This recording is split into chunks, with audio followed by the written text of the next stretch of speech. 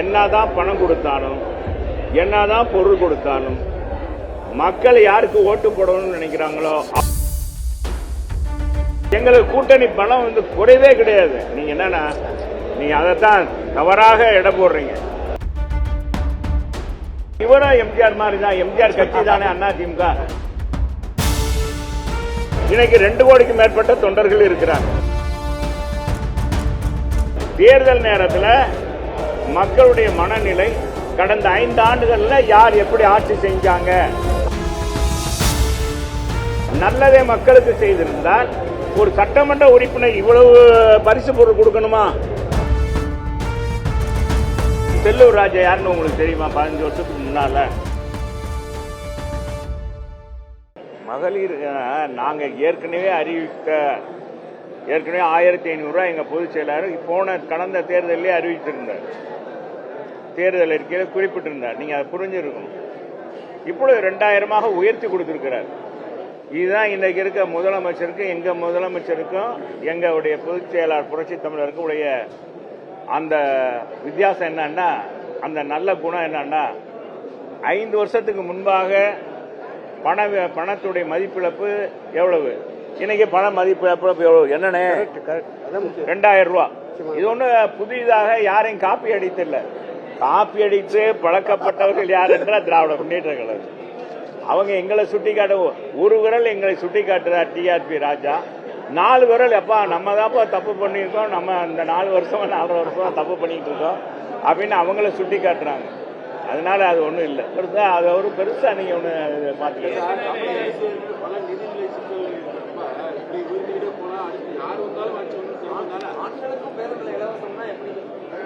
நகர பேருந்துல தான் நீங்க புரிஞ்சுக்கணும். நகர பேருந்துல ஆண்களுக்கும் இலவசன. ஆண்கள்ல எத்தனையோ பேர் வயசானவங்க, பாவப்பட்ட மக்கள், பாவப்பட்ட ஆண்கள் இருக்க மாட்டாங்களா? வறுமை கோட்டின் கீழே இருக்கவங்க எத்தனையோ பேர் இருக்காங்களே. எத்தனை பேர் எல்லாருமே பேர் எல்லாருமே பணம் கொடுத்து போற அளவுக்கும் இல்லாதவங்களும் இருப்பாங்க. அந்த அடிப்படையில் ஏழை பாளையங்களுக்கான உருவாக்கப்பட்டதான் புரட்சி தலைவர் எம்ஜிஆர் உருவாக்கின கட்சி தான் அதிமுக. அதை வார்த்தெடுத்தவர் புரட்சி தலைவர் அம்மா. ஏழைகளுக்காகவே கட்சி தொடங்கி ஏழை மக்களுக்காகவே திட்டங்களை கொடுத்து குடிசை வீட்டுக்கும் ஒரு விளக்கு கொடுத்தவர் புரட்சி தலைவர் எம்ஜிஆர். அனைத்து குடும்ப அட்டைதாரருக்கும் விலையில்லா அரிசி கொடுத்தவர் எங்க அம்மா. அப்ப நீங்க அதை கேட்பீங்களா? எங்க எல்லா குடும்பத்துக்கும் என்ன பணக்காரவங்க எல்லாம் வாங்குறான், யாரு வாங்கினாலும் அரிசியை வாங்க வந்தாங்கன்னா வாங்கிட்டு போகட்டுமே, அவங்க இல்லாதனால தானே வாங்குறாங்கன்னு சொல்ல அடிப்படையில தான் கொடுத்தது. அதே அனைத்து குடும்ப அட்டைதாருக்கும் விலையில்லா மிக்சி, கிரைண்டர், மின்விசிறி கொடுத்தோம். நீங்க அதெல்லாம் புரிஞ்சுக்குங்க.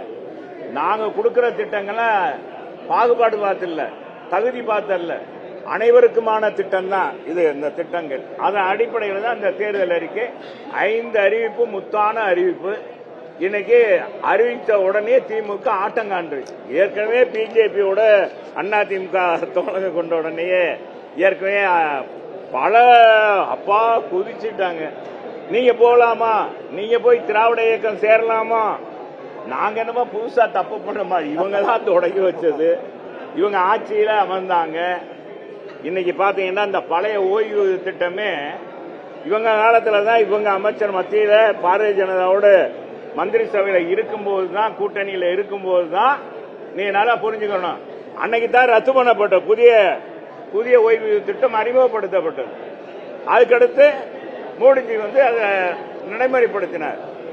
இவங்க என்னமோ புதுசா அவங்க இப்ப புதுசா தரேன்னு சொல்லிட்டு அதுலயே நம்ம அரசு ஊழியர்களை, அங்கன்வாடி பணியாளர், சத்துணவு பணியாளர், இடைநிலை ஆசிரியர், இவங்களுக்கெல்லாம் பாத்தீங்கன்னா பகுதி நேர ஆசிரியர்கள் எல்லாமே என்ன கொடுத்திருக்காங்கன்னு உங்களுக்கு எல்லாருக்குமே தெரியும்.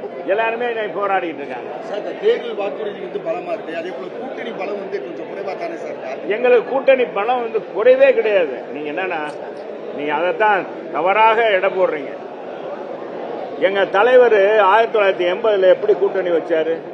பெரிய பெரிய கட்சியோட கூட்டணி இருந்துச்சா? சாதாரண காக்கா தேக்காங்க. பா நெடுமாறன், நீங்க பாத்தீங்கன்னா பா நெடுமாறன், இது மாதிரி தெரியாத கட்சியெல்லாம் சேர்த்துதான் நடத்தினார். அதிகமான 77 காட்டிலும் 1977 காட்டிலும் 1980 அதிகமான சீட்டுகளை வாக்குகளை பெற்றார், தொகுதிகளை பெற்று வெற்றி பெற்றார். எம்ஜிஆர் தான், இவரும் எம்ஜிஆர் மாதிரி தான். எம்ஜிஆர் கட்சி தானே அதிமுக. இன்னைக்கு வளர்ந்திருக்கு அதிமுக என்பது. அன்றைக்கு 17 லட்சம் தொண்டர்கள், அன்றைக்கு அடுத்து எங்க அம்மா காலத்துல 1.5 கோடி தொண்டர்களாக இருந்தாங்க. இன்னைக்கு 2 கோடிக்கு மேற்பட்ட தொண்டர்கள் இருக்கிறாங்க. எங்க குடும்பம் சம்பந்தம் பண்ணிருப்பாங்க, கட்சியில இருக்கவங்க ஒருத்தருக்கு ஒருத்தர் சம்பந்தம் பண்ணிருக்காங்க. என்ன சொல்றீங்க?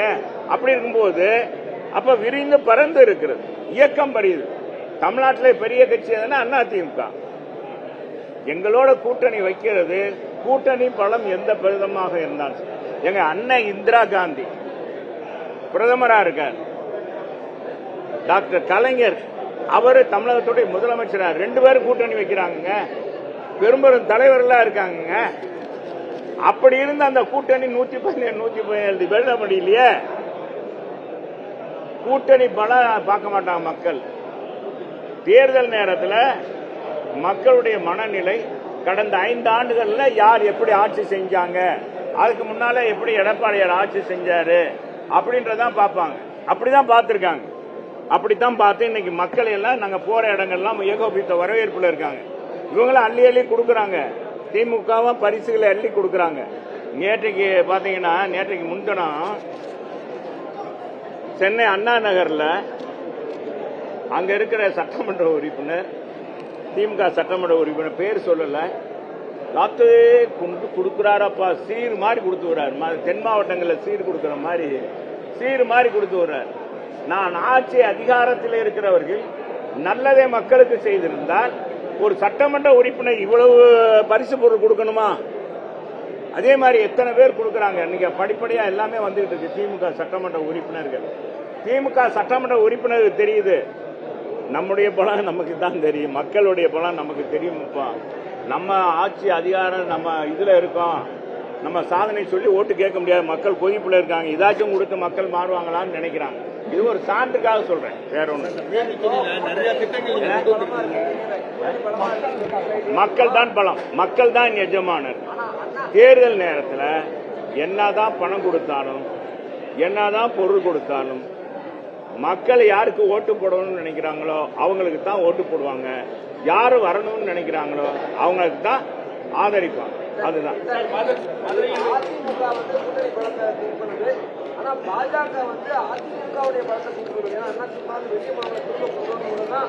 ஏங்க அவங்க கூட்டணி தம்பி, நல்லா ஒரு கேள்வி, ஒரு கூட்டணி தர்மத்தில் அவங்க இருந்தவங்கள கூப்பிட்டு சேர்த்துக்கிறோம் நினைக்கிறது தப்பு ஒண்ணு இல்லையே.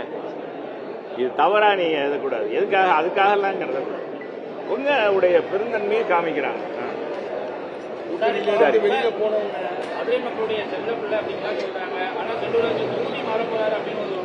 அதெல்லாம் மேற்கு தொகுதியில தான் நிக்கிறேன், மேற்கு தொகுதியால செய்யறேன். ஏங்க அப்படி சொல்றீங்க? அது மாதிரி எல்லாம் ஒண்ணும் இல்லை. மேற்கு வரைக்கும் நீங்க நிறைய செஞ்சிருக்கீங்க சார். இருந்தாலும் கூட மூர்த்தியினுடைய தலைமையில ஒரு குழு அமைக்கப்பட்டு தீவிரமா செயல்படுறாங்க. எல்லா குழுவும் நான் என்ன சொல்றேன், நான் யாரையும் நம்பி இல்லை, நான் மக்களை நம்பித்தான். மேற்கு தொகுதி மக்கள் தான் என்னைய இந்த நிலைக்கு உயர்வாக்கியிருக்காங்க. செல்லூர் ராஜா யாருன்னு உங்களுக்கு தெரியுமா? 15 வருஷத்துக்கு முன்னால நான் சாதாரண ஒரு கவுன்சிலராக இருந்தேன். இடைத்தேர்தலில் கொடுத்தாங்க, வெற்றி வாய்ப்பு இழந்தேன்.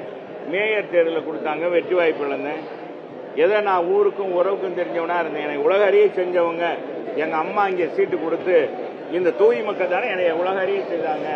3 தடவை என்னை ஜெயிக்க வச்சிருக்காங்க. 4வது தடவை அவங்கள தான் நம்பி நிக்க போறேன். அது அதெல்லாம் சீட்டு கொடுக்கலாம், எங்க பொதுச் செயலாளர் தான் கொடுப்பார். அவர் யாரு பார்த்து யாரு கொடுக்குறான்னு நாங்க அதெல்லாம் தலையிட முடியாது. பொதுச் செயலாளர் பார்த்து தான் முடிவு எடுக்கணும். யாரு நான் தான் இந்த தொகுதின்லாம் சொல்ல முடியாது.